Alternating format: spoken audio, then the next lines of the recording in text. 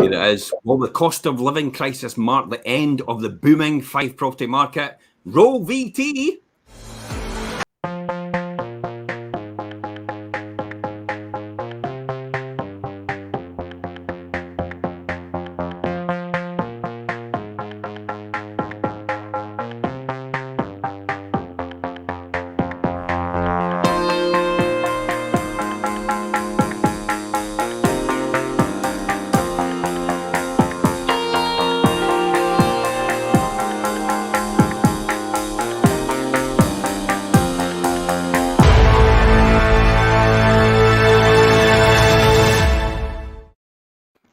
Is this the end of the Fife property market? Is the boom over? Are we heading for a recession? Is the cost of living crisis going to overtake? Is inflation going out of control? Is interest rates going higher? Who knows? We're going to discuss it all in this show right today. The cost of living crisis. Will this be the end of the booming Fife property market? I mean, there's no doubt about this, Perry, that Fife property prices have increased 24.2% over the last 2 years. I'll say that again, 24.2%. Oh my God, 3 years ago, we were just going, if we can just get 4%. Now we're up 24.2% over the last 2 years. Where are we going with this? You know, what's happening? What's going on? Perry, do you want to kick off here? Yeah, I mean, for me, I mean, it's a massive statistic, isn't it, compared to what we've seen in past years. Fife house prices have risen on the back of several things, I think, and we've all gone through them, we've all experienced, you know, how people see their homes, for one thing, because we've all been living in them for 2 years nearly without really going out far afield with regards to the pandemic. I think how people... I'm still living in my home. I don't think I've ever left. I just wheel myself out to go and see a customer and come straight back to this room.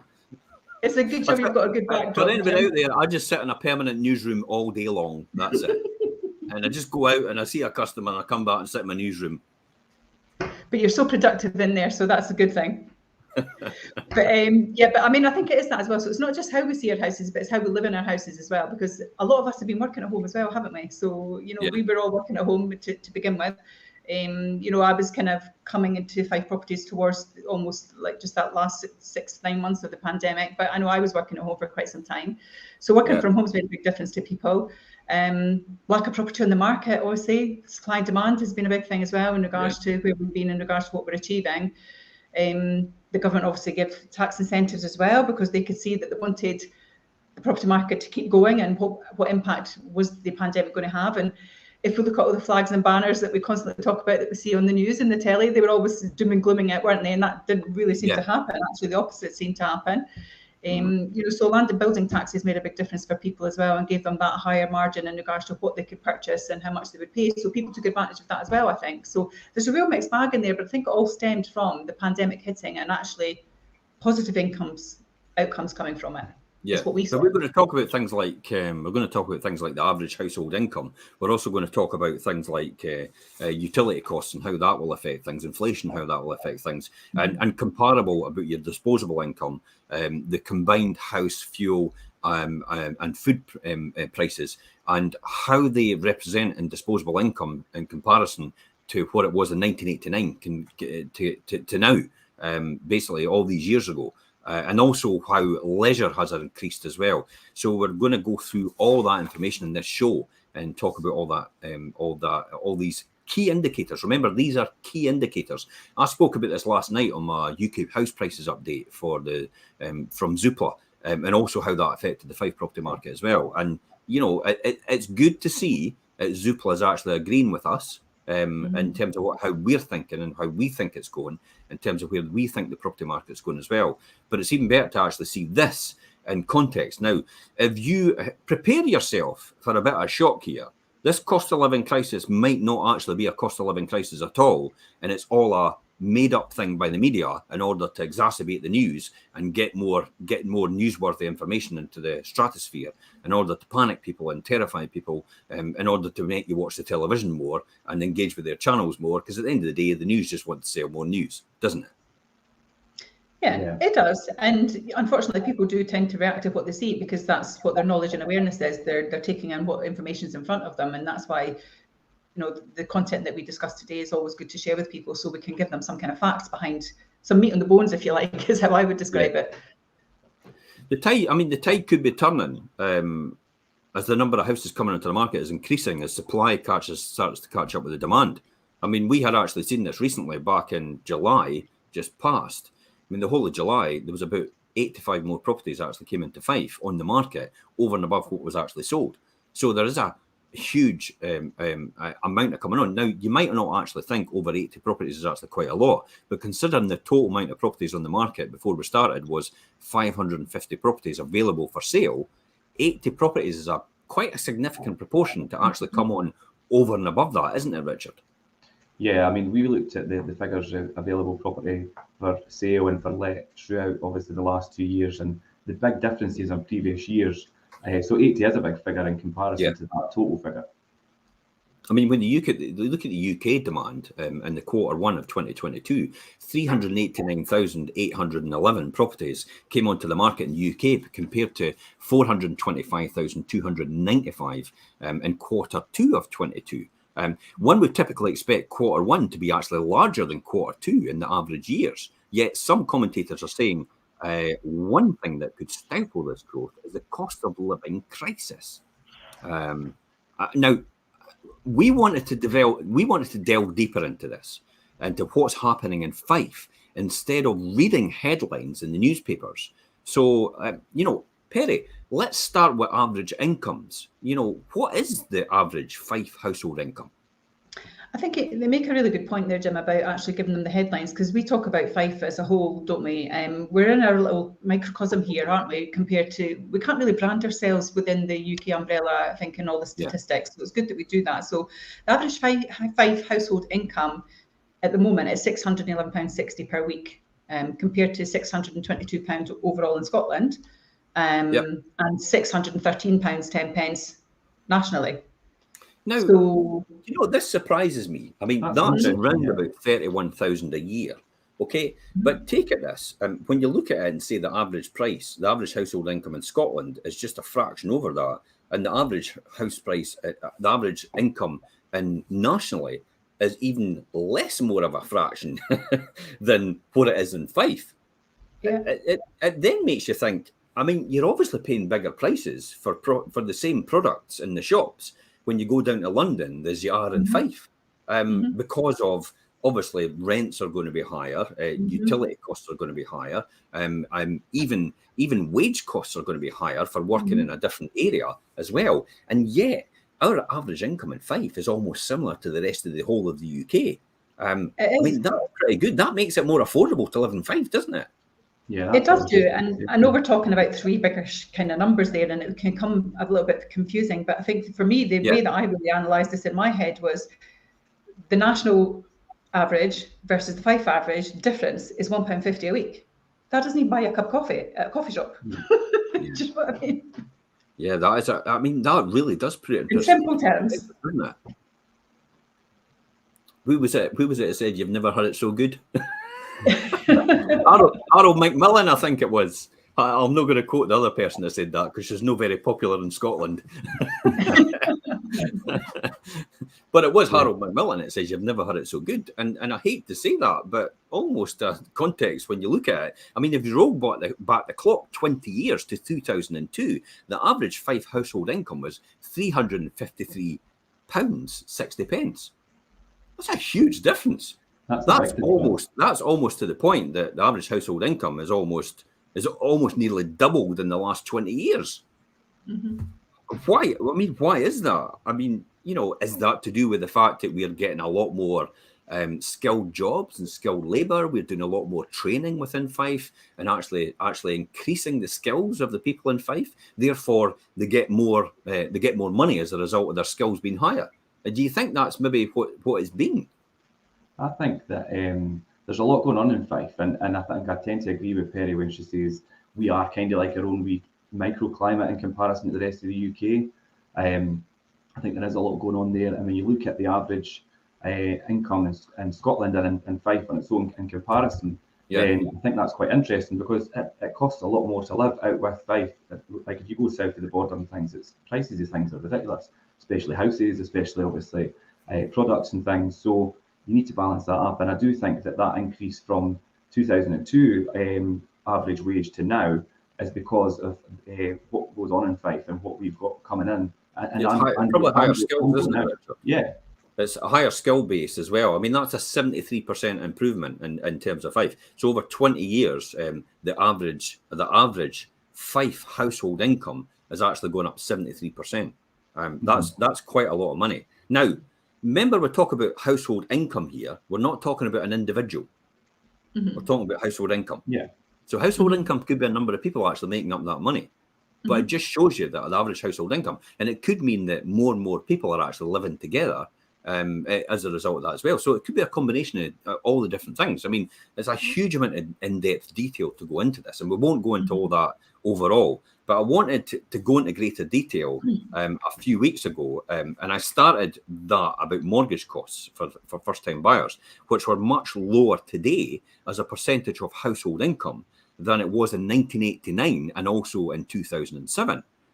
Many of you commentated on the social media or sent me messages asking what happened to the other household bills. Well, in 1989, 16% of household income, of people's household income, went on housing. That was rent or mortgage, compared to 17.5% in 2021. So that's gone up just a wee bit. Food also represented 19% of people's spending in 1989, compared to, wait till you hear this, food represented 19% of people's spending in 1989. That's almost 30 years ago, compared to 14.4% in 2021. That means food has actually dropped. The food bill per household income has actually dropped by almost 5%. That's a huge drop in terms of food prices, isn't it? So then it leads me to believe, isn't it any wonder that house prices or food prices are actually going up?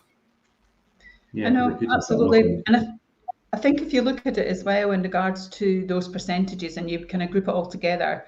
Yeah. In the end, I mean, you've got 16% of the income compared to 17.5% on your mortgage. So, okay, 1.5% of an increase in all that time has elapsed. But actually, you've saved 5% on food. So you're kind of really only 3.5% kind of better off still. But actually, your income's doubled. Yeah. So when you look at it like that, it's like you're 3.5% overall better, and your income's doubled.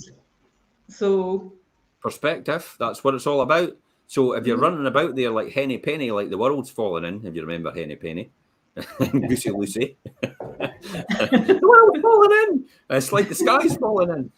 If you're running about like Henny Penny, think again. You've got to give some perspective on this. Stop reading the news and listening to the media, and because they're actually leading you down the path. When in actual fact, when you look at the numbers that you've got, you might actually be a lot better off than you actually think. And this isn't to cause an argument or anything like that. This is actually to show you the facts. Listen to gas and electricity prices. There were 6% of household income in 1989 compared to 4.8% now. That's a huge difference again. I mean, you'd say 6 point, and it's only it sounds like an only small amount, but it's 1.2% in our pocket. Over and above. So isn't it any wonder again that gas and electricity prices would have to move up as a result of realigning to come into line with what they should have been in the first place? And I would argue to a certain degree that the inflationary aspect that we're getting now ideally should have been smoothed out over the last 20 years. So it shouldn't have hit us all at once. And I think this is what's happening. Yeah, it's kind of bottlenecked. And like you say, it's hard not to listen to the media and the scaremongering and things as well. But it's only natural that the cost of things is going to increase, and I think it needs to have that balance with people's wages and income and salary and things to increase in line with that, so that there's that affordability as well. The benchmark I always use, Richard, is the one I always think about is a washing machine. I remember buying an Indesit 800 speed washing machine at the Co-op, and it was £199, and that was 30 years ago. And yet you could almost buy a 1400 spin speed right now for £199 right now. And it's even better quality than it was in 30 years ago. And I scratch my head and think, how on earth could they still manage to sell that at the same price, but be a better product? And it can't all be down to efficiencies. And at some point in time, surely these costs have to rise, and they can't keep absorbing them themselves and churning it out and making more. But washing machines are almost at the point where they're disposable. It's like just a disposable item, because it's like, why bother getting it fixed? It's going to cost you about 60 or 70 quid to get it fixed. Will it last the amount of years you want it to? Why not just get rid of it and buy a new one? Mm-hmm. Yeah. It's true. I mean, gone are the days where you used to get someone in to fix something like that, because actually historically it was more expensive to purchase them, wasn't it? So it was actually worthwhile then getting a man with a van in to kind of repair it and fix it so you could utilise it for another few years, because people didn't have that then to spend on new things. I'd be interested to hear anybody's comments out there about how you feel things are going for you right now with this so-called cost of living crisis, if it really is that cost of living crisis at all. I know we can't get away with the fact that utility bills have gone up, but that's just a fact, remember. How does it feel like boots on the ground for you overall? Because this is another interesting statistic here, that UK households spend 15% of their monthly income on leisure activities now, compared to 10% in 1989. So 5% extra of that income has now been spent on leisure activities. And I would argue as well, if you have to tighten your belt, that's obviously where it's going to come from. Yeah. Mm-hmm. And if that's 5%, that's 5% of that amount. So 666 times, I never said 666, by the way. It's like, wait a minute, 611 times 5% and then times 52. That's £1,500. That's your cost of living crisis utility bills covered. Yeah. By the way, we're just cutting back on your leisurely activities, according to this on average. Now, there's going to be people obviously at the breadline, at the way at the other end of the spectrum, the lower end of the spectrum, it will struggle as a result. But they're on the average income. If you take that 5% on that average income, you're talking about another £1,500 extra you're spending, and that £1,500 it just so happens to be what utility prices have actually moved up recently, on average. Yeah. So I would argue that you're no worse off than you were in 1989, and I remember 1989 being okay actually. I don't know about anybody else. Richard, maybe you won't remember. Yeah, I was 3. But, perspective, you're just a young lad. I remember it being okay. But I think it's true to point that out, actually. I mean, I know we're giving facts here, but these are just averages, and we do absolutely appreciate that there are people out there actually who don't fall within these statistics, who are generally struggling and trying to work out where they can get it. So, that's where the government needs to help and needs to direct the money to the people that actually need it, and boots on right at that sort of end of the spectrum. I mean, you don't need to. I mean, Rishi Sunak actually said it about the £400 overall to every single person. And then somebody went, well, why do you give it to the rich? Because you should. And he says, but if you can work out a better way how I can do this efficiently and economically, then by all means suggest it. And that shut their mouth, because the reality is to go and try and find out how many people are earning a certain amount. But then it could be done, because it could be done a rebate through your taxation system. Because the taxation system would determine how much you're earning, and everybody up to a certain amount it was earning wouldn't get that rebate as a result. So why would they not be able to do it that way? Yeah, that's one. I'll be standing for Prime Minister. And when you're running. I might actually, Rishi, you can actually steal that one if you want, if you're watching the show.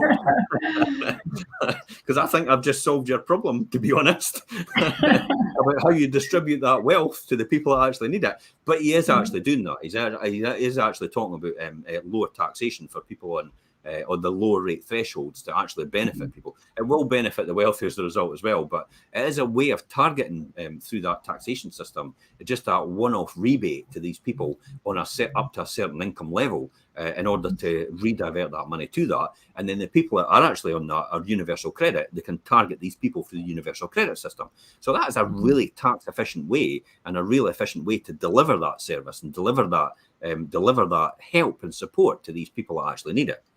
Let's get back to the questions at hand. Look, household goods and services, that's household appliances and insurance and etc., have risen from 11% in 1989 to 14.9% in 2021. Now that is where the jump is. So there is a jump in terms of household appliances, household insurance. Again, I would argue that you need to shop around. This is going to have to be a point. It's not a cost of living crisis as such. It's now a redeployment of your resources in order to say where your priorities should be in terms of your spending, and actually say to yourself, can I get that insurance at a better price point? Can I get that household appliance? Do I need to buy the one that's the extra £100? over and above? Can I go for the less expensive version? Now, I will say less expensive in this scenario because most washing machines, for example, are made by all the same person. Hot Point, Whirlpool, Hot Point Whirlpool controls Indesit, they control Creda, they control all these different things. Look at Volkswagen, Audi, Skoda, Volkswagen. They're all the same car and engine and same suspension. It's just the bodywork. It's completely different. So do you actually need to spend a lot more money on that? So if you really need to look for ways that you can tighten your belt, it is actually looking at identifying the things that are really more cost effective to actually invest in or buy in order to make that overall picture. Now, if you don't think you could save any money from what you're doing, I can't wholeheartedly agree with you at all. There is saving. There is always savings there. If you look at your household spend and what you're doing every single day and every single week, you will make overall savings. Now, you maybe don't think ordering, for example, I tell you what, we have 2 Chinese meals a week, right? Now, these Chinese meals might be another £15 a week or maybe another £20. I'll just say £20. But if you take that over and cut back by 1 Chinese meal, then you're saving yourself £1,000 a year. There's the next increase in utility bills covered just by that one measure of doing that. So there's all different things to do and how to do it. It's just a matter of priorities about how you want to do it. And if you say you've got no money to do that and you've got no money to save to do that, my next question to you out there is, and this is what's been asked to me before, and it really put me on the spot, was if your tire burst on your car, or your shower, your only means of washing in your house broke and it was costing £100 to fix, would you actually fix it?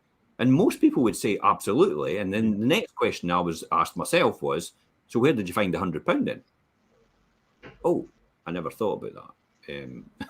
And that's the kind of thing. So really, really question yourself and push yourself to that point where you have to think to yourself, okay, where can I actually make these savings? Because they will compound over a period of time and over a period of the year to make that overall saving that you're actually needing. A £10 here and there doesn't sound much. It's like what you talk about, Richard, about, £2 a day. And you've talked about this before. I mean, £2 a day is like 800 quid a year. Yeah. Just by saving £2 a day. Yeah, and it boils down to, I think, what you class as a necessity or obviously or a luxury, and categorising them and then cutting it down for there. There's always scope to make cutbacks that will allow you to look at it this way. If I took £2 off you a day, you would go, it's not that big a deal. But if I took you £800 in your pocket there and then, you'd be jumping for Harry Mel, wouldn't you? And that's how you've got to look at it. So it is that wee compounding thing. Like we talk about compounding wealth, it's compounding savings. Same sort of scenario. We should have a savings creation show. Welcome to the savings creation show, because I've done it all before. I did it in my early, when I was a student. I did all that. I started and looked at all the numbers. I started and looked at where I could make the savings. I started compounding all these savings over a period of time. I started consolidating my debt into one, so I would have less cash flow going out every month. So I had more money to do what I needed to do for the priority and the things I needed in my life. And I was able to push that out as a result. So I've done it all before as a student. So it's easy to teach someone else to do that. And maybe that is another show we need to talk about. But before we leave the stats there, I had a peek at the 1957. The 1957 stats, that's the earliest stats available in the very beginning. And that year, food represented, now I'll go over this again, what food represented. Food represented,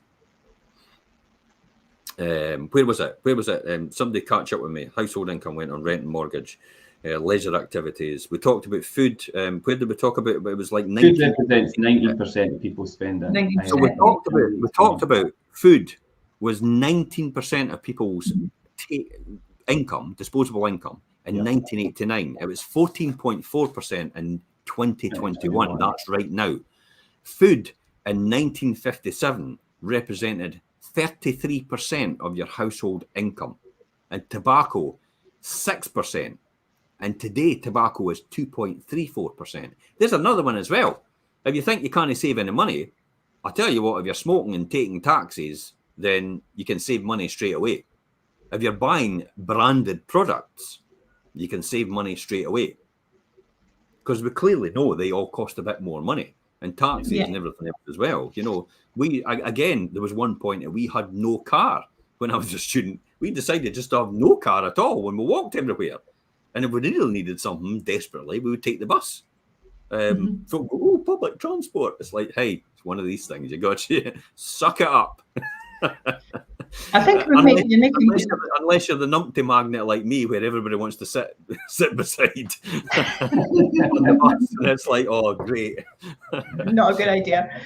I think for me, I think it's true. All the things that we're talking about, it's not something that people generally will do. I mean, we always get health checks, etc. We look after ourselves that way, but we never, you know, the majority of us don't necessarily sit and do a complete financial check on ourselves. It's like your renewals for your car insurance. We just auto renew. We don't actually say. Why do you think that is, Perry? Why do you think that is? And I'll give you the answer, because it's never taught in school. Well, that's true. And so people just say, well, it is what it is. Well, it is what it is until it isn't. So, do you know what I mean? So it's never taught within our education system of how to budget and how to look after ourselves and everything like that. You used to have things like home economics. I don't know if even that exists anymore. You used to have the, techie, the trades and everything as well. You used to have all these things, and that's what taught you all the basic skills and necessities. But the most important thing we need to start talking about is financial education at primary level. We need to teach our children about delayed gratification, and it's not all about microwave society. Things are instant, and you need things are innocent. And if you can't get it, you've got to run and get a loan to get it. And you've got to take out finance to get it. They've got to know the difference between what good finance is and bad finance is, and what that really means to them. And I think that's the most important thing we need to teach at that level. And that's how we'll get out of this situation. That's how we'll survive for the years to come. And we'll be a prosperous nation as a result. I'm not doing a part of political broadcast, by the way. So let's, Perry, compared to 1989. Yeah, so I mean, compared to 1989, I think the big ticket items there really for housing were food and fuel combined with, they've gone down by 41% to 36.7% of household incomes, whereas leisure has increased from 10 to 15. So I think in Fife in particular, we've got so much outside space. Actually, we don't necessarily need to be spending 15% on leisure if we don't need to. There is ways that we can cut that for ourselves, isn't there? I mean, the fuel element of household bills will rise to around 11-12% of people's income. Is what's anticipated, but we don't really know what's going to come October. They put one cap and now they're saying that cap's going to change. So that could be a bit harder than anticipated. We're just not sure, are we? But I suspect food inflation then. Sorry? Where would you think we're seeing food inflation? Where do you think that'll go? Well, food inflation, according to what we've looked at here, is we would go really from 10% to 15%, which means the food will grow from its current 14.4 up to maybe 16/17. So actually, even that increase from 14.4 to 17, if you were to do something with your 15% leisure and cut that down to 10, actually you could still balance your books without actually being out of pocket and have additional income that could help with your fuel increase.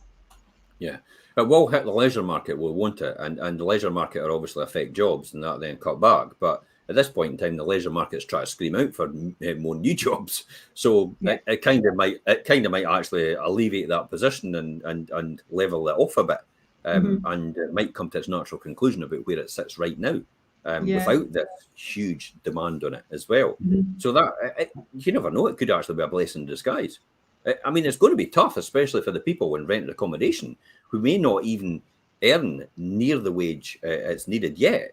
As they have similar fixed costs for gas and electricity and food. You still have to eat regardless, and your food bill isn't variable to each person. You basically, everybody needs the same essentials to survive, and that's where it's going to come out. But that's where I say to unbranded products is probably the best thing to go for. And I know we don't, everybody likes their cans of baked beans. It's got to be Heinz, or it's got to be Heinz soup and all the rest of it. But to be honest, if it's a cost of living crisis you're in, and you're at dire straits right now, it's like I would be eating unbranded products all the time. It's very rare we'll actually get branded products for what we're doing. I don't see the necessity for it. I don't see the essentials for it. And over a period of time, I just see it as it just eats into your food budget. Yeah, I agree with that. I think it is going to be tough for tenants, as you say, people at the lower end who don't have the same wages to try and keep up with inflation, and obviously rental prices going up and things as well. But I think that's where their employers and things need to look at obviously wages and things as well. But people really need to reconsider their spending habits. And like you say, Jim, branded products and extra leisure things, you're going to have to cut back, and that's ultimately what's going to have to happen. Yeah, and the one thing I would say, if you're on a card meter for your power and electricity, your power and gas and that, and then see if you can actually get your card meter switched to dry meters, so you're not actually on cards, because card meters cost a hell of a lot more to administer, and there's a lot higher charges on card meters. So if you can change them, change them. It's ironic the people that need it the most are usually charged the most money. But the people that need to save the most, it's the classic example about, I remember hearing the story about someone that was, well, look at me, for example, when the credit crunch came along, I was stuck on a mortgage at 7.5%, whether I liked it or not, because I was flocked into a fixed rate. And even though mortgage rates had dropped bottom value to 0.5%, nobody would let me move because I was involved in property. And most of my equity was in property, and it's like, no, we didn't deal with property, so we can't put you onto a different rate, because you can't really prove your income is more over and above that, because most of your income is reliant on property. So I was actually stuck on a 7.5% mortgage for the next 5 years, whether I liked it or not, while everybody was sitting having the benefit of the record low rates at 2%, or even less. So that was one of the things. And so when I actually needed it, I couldn't get it. And I think that's true of the people actually in a position where they don't have that huge amount of income, don't have that huge amount of disposable income, and for them it's almost life or death in that situation. So that's where the most help needs to go. But unfortunately, sometimes the system doesn't actually accommodate for that, because it then takes risk into account, and then because risk of default for most things in risk analysis, the risk of default is higher, therefore they push the interest rate higher as a result. So the person gets penalised. That's it. They're penalised for their circumstances, aren't they? And actually it's circumstances that potentially are out with their control now as well, isn't it? Yeah. What about inflationary costs and inflationary effects on housing, Perry? What's the deal with that then? So a rise in the base rate will, in theory, show inflation by reducing consumer demand. In the short term, this increase in the base rate will increase mortgage rates. Increased mortgage rates usually means that people tend to stay where they are. So adds fuel to the fire in the cost of living crisis by growing your mortgage costs. And actually, I had a situation the other day. It's so true. I had a situation the other day with a gentleman who was interested in one of our properties, and his mortgage approval in principle had expired. So he reapplied for his new mortgage approval in principle, and because of new changes in the base rates, actually couldn't borrow as much as he could previously, and to borrow less was costing him more. So he's actually had to call me and say, actually, I can't take that viewing now, because yesterday I could afford the house, today I can't. Okay, I would go back to him, because remember the stress testing has just been removed 2 days ago. So the stress test of 3%, measuring at 3% over what you're currently borrowing to stress test it, was removed 2 days ago. So potentially that person might actually be able to afford that now, because the stress test no longer exists, that method. So anybody out there, I would check that as well. If you've just been refused again, or if you've only refused before, you've got a re-evaluation and you were refused, then go back to them anyway, just to make sure that's still the case, or it might not be the case, because the stress test measure was removed 2 days ago if you've been watching or reading BBC News. So that's been removed. I would argue as well, Perry, most people are on fixed rate mortgages right now, and therefore any increase in interest rates is not really going to hit them that hard for that reason. So it might take that, and we've seen that anyway. When I did my update on my UK property prices last night, we've seen that anyway, where demand has actually it's dropped from April from about 50% to 25% in June, to supply has gone from 40% undersupply to about 20% undersupply now. So there's a lot more supply coming on. So the more houses coming on has gone from 4% to 5%. Therefore, that's why the oversupply is coming in. But it's not an oversupply to cause a panic. It's an oversupply just to take into account and alleviate the position with the complete undersupply that's been going on for the last 2 or 3 years. So I'd argue as well that, base rate rises will not necessarily put a lot of people off for that reason. Yeah, it won't impact everyone. Yeah, but even if it did, think about this. People will have to move for circumstances anyway. And if you've had a 24.2% rise in your house price in the last 2 years, and you've had your house for 5 years, for example, I think it's about 30 or 35% increase over the 5-year period. Then if you've got a decrease in the price of 10%, it's not going to make any difference to you. It's because you're still 25% up overall. But if you're moving from like to like, proportionally, the price is still the same anyway. Because what you're buying is the same proportionate price anyway. If you're moving out the area, that's a different story. If you're coming into the area, that's a different story as well. Because proportionally in these areas, it's completely different. Somebody in Glasgow, it sells a 2-bedroom flat in Glasgow, can clearly afford a 5-bedroom house in Fife. Because, the price point for a 2-bedroom flat in Glasgow is completely different to what it is in Fife. So it's more affordable buying Fife, and that's why you see a lot of people possibly considering relocating and coming to this area for that reason. So a rise in the base rate will, in theory, slow inflation by reducing the consumer demand, because it obviously takes that out. And then it puts people on edge a bit, and then they go, oh, well, maybe I shouldn't make that decision. Maybe I shouldn't get that bigger thing. Maybe I shouldn't get that better car. Maybe I shouldn't get this. Maybe I shouldn't go on that better holiday. Maybe I should do the staycation instead. Sometimes the staycation ends up more, though. Oh, genuinely. I remember going to Blackpool years ago when Elaine, it must have been about 35 years ago when Elaine and I first met. And we went to Blackpool, and it cost us for a weekend in Blackpool, 35 years ago this is, and this is a lot of money a weekend for that time. It cost us over £300 by the time we're finished with it. And I looked at the time, and you were actually getting flights to Florida and holidays to Florida for 2 people for about £300. And I thought, I could have been to Florida for that price. That's so when you think about it, again, don't look into it first. That's the advice I'd give people out there. Look into it first before you make a decision about, is this the right way forward, and is this the right way to put my money into I always call it invest your money, because your money is either invested in experiences or it's invested in things that will actually make you money. That's kind of how I look at it when I say invest. I never really look at money as spending. Spending's only when you spend it and you really don't get any intrinsic benefit out of it at all. It's just a complete waste. So a rise in the base rate will, in theory, slow inflation and consumer demand. And in the short term, the increase in the base rate will increase mortgage rates, thus adding the fuel to the fire and the cost of living crisis, like we said, and the house mortgage cost.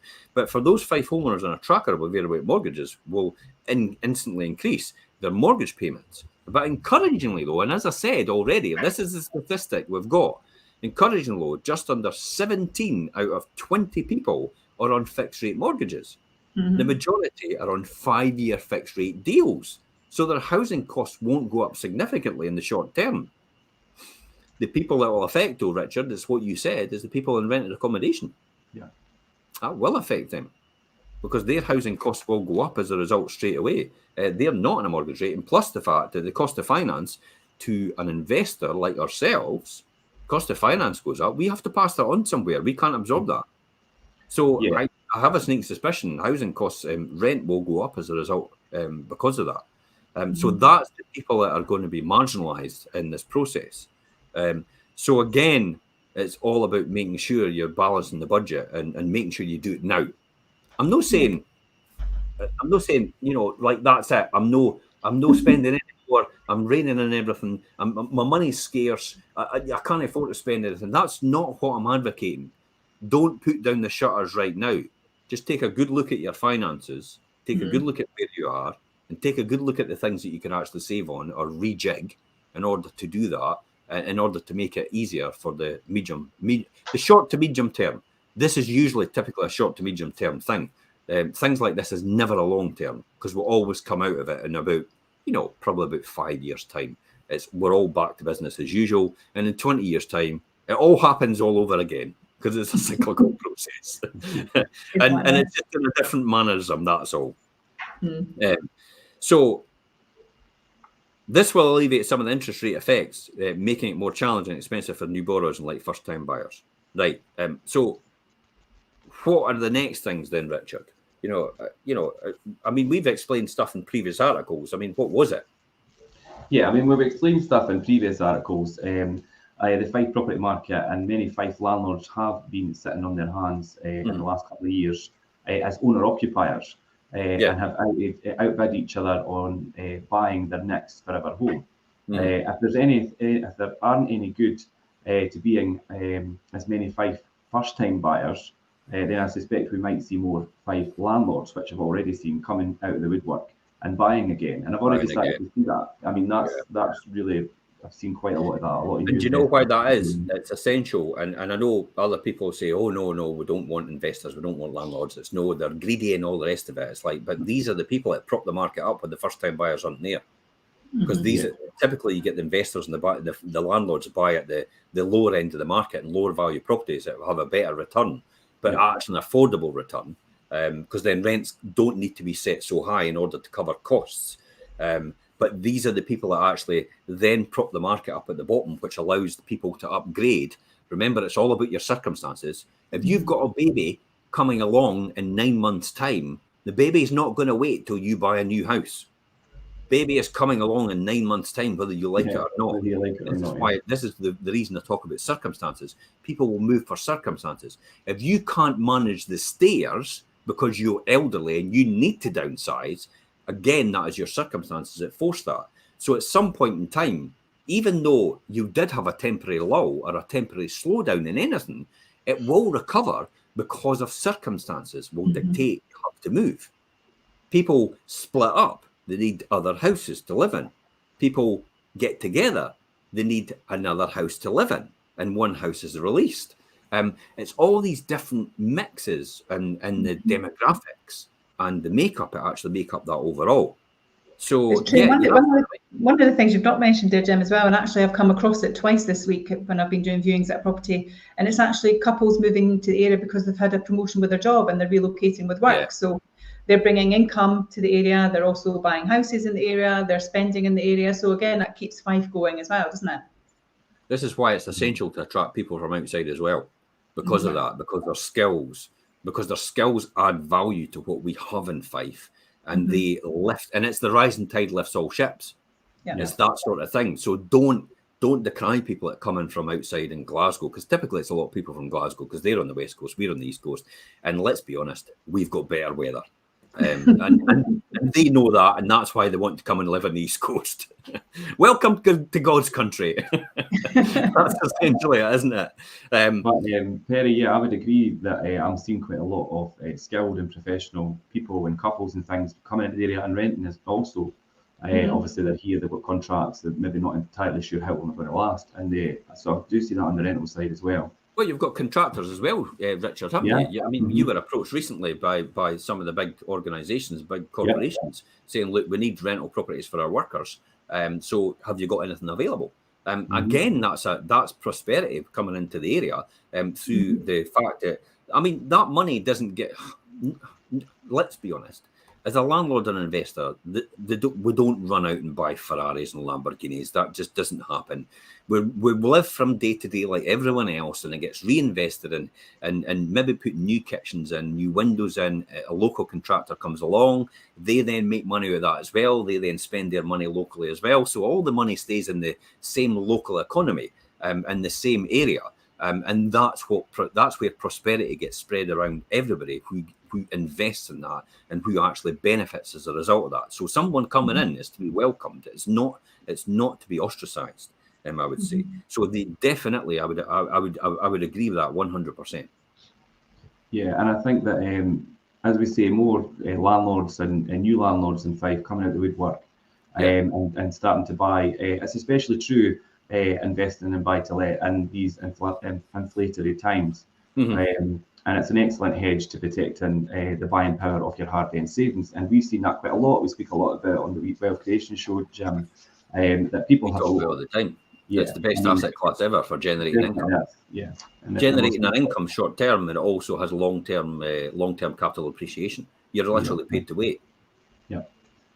And it's investing your savings and things into your buy-to-let portfolio to create this cash flow. And as you say, Jim, they're picking up these properties, they're turning them around and providing housing for people maybe at that level where, obviously there isn't a lot of housing at the moment. The homeless list at the minute is just crazy, the amount of people that come in. So buy-to-let and landlords and investors are providing that housing for those people that otherwise wouldn't have anywhere to live, basically. Well, look at the letting scenario. Every time we look at the weekend after the weekend, there's about 60 or 70 emails in from people looking for properties to let from us. At least. Every single weekend. So anybody out there that says that's not the right thing to do and all the rest of it for landlords, and it's like, we need private landlords, we need local authority property as well. We need the local authorities to build social housing again, and actually to build council houses. I mean, build council houses. So we know the right decisions are made for the right reasons, and that's to help the people that actually need to rent and they have no other choice but to rent. And it's the reason for that is because they don't have the means to actually be able to afford the house in the first place, and they don't have the credit rate at all for that reason. So you're absolutely right, Richard. We do need that a lot of these people to be in that market and a good mix of housing tenure. Perry, we're getting near the end. Do you want to wrap this up in conclusion? I think for conclusion for me, and certainly my takeaways for it, although the amalgamation of Fife house prices in the last 2 years, increasing interest rates, continuing cost of living crisis, as they talk about, there's no doubt that the momentum in the Fife property market has been slower in the last 12 months. And we've started to see that, haven't we? We've started to see that kind of impact us compared to 24 months ago. Nevertheless, I anticipate the Fife house price growth will possibly ease, but we're talking about easing whereby really a year ago we were seeing offers over 18-20%. We're not seeing people currently offering less. That 18 and 20 now is maybe around about 7/14, 15, isn't it? That's what we're kind of seeing as an average. So some months, it's slightly less, some months it's more. So there's positives and negatives there, but I don't think we're seeing this drastic decline that has been kind of anticipated. A bit of bellwether of the stage of the Fife property market is the number of people who are moving house. And I think that the transaction levels is probably what we need to look at more than anything else. Transactional levels is key. It's definitely key. As I said, when people talk about house prices all the time, it makes no difference at all, really, unless you're selling up completely and putting the money in your pocket, because you're going to have to buy somewhere else anyway, and it's proportionally the same price. So the whole point of the better bellwether is exactly what you said. It's the transactional levels. It's how many houses are actually selling and how many houses are actually, buying. That's what it comes down to. And it's the same with you, Richard, as well. For a healthy rental market, it's how many properties are actually being let and how many properties are still in the market to be let. That's the bellwethers here. It's not anything to do with anything else other than that. I expect transactional levels to be lower in the latter part of this year than the first half. I'd said that last night as well of 2023. Yet they're most likely to stay close to the long-term average. The boom is over. Yeah, it shouldn't be a bust situation. I think that's really the thoughts out of this. Just what's your thoughts initially on that, Perry? The boom is over, but it shouldn't be a bust situation, should it? No, I don't think it is, and we're not really seeing that drastic decline. And you demonstrated that on the graphs on the shows over the last couple of weeks. We're not seeing the drastic decline. I think what we're seeing really is the timeline of that transaction is maybe taking a little bit longer, because the buyers got a little bit more time they've got more to look at, haven't they? So, 6 months ago, there was maybe one property that fit what their criteria wish list was. Now they might have 4 or 5. So where they were instantly making a decision because there was only one, because someone else was going to come along, they're maybe taking a bit longer, and they're going to maybe spread it over a few more weeks looking at property, because there's maybe 5 or 6 they want to look at. And then they'll kind of think about it, and then they'll make a decision. Whereas all of that timeline wasn't really there 6 months ago. It was like snap decisions had to be made, otherwise you lost out. So I don't think for us that we're really seeing that it's necessarily a decline. I think we're getting there on the price points. It's just maybe taking a little bit longer now than it did previously. Yeah, perfect. Richard, for you? Yeah, I think as you guys have explained and demonstrated, the Fife property market is not going to drastically change, although things will progressively alter. I think for me, with regards to the cost of living and thinking about obviously everybody, but in particular tenants and things, I think it's it's wise not to listen to the media and the overall coverage for the UK, and think about your own area and your own individual self, and assess that and your outgoings and things to manage it correctly. Yeah. Perfect. I think that's key. I think it's making sure that actually do that financial health check on yourself, control your controllables, and actually everything else can take care of itself.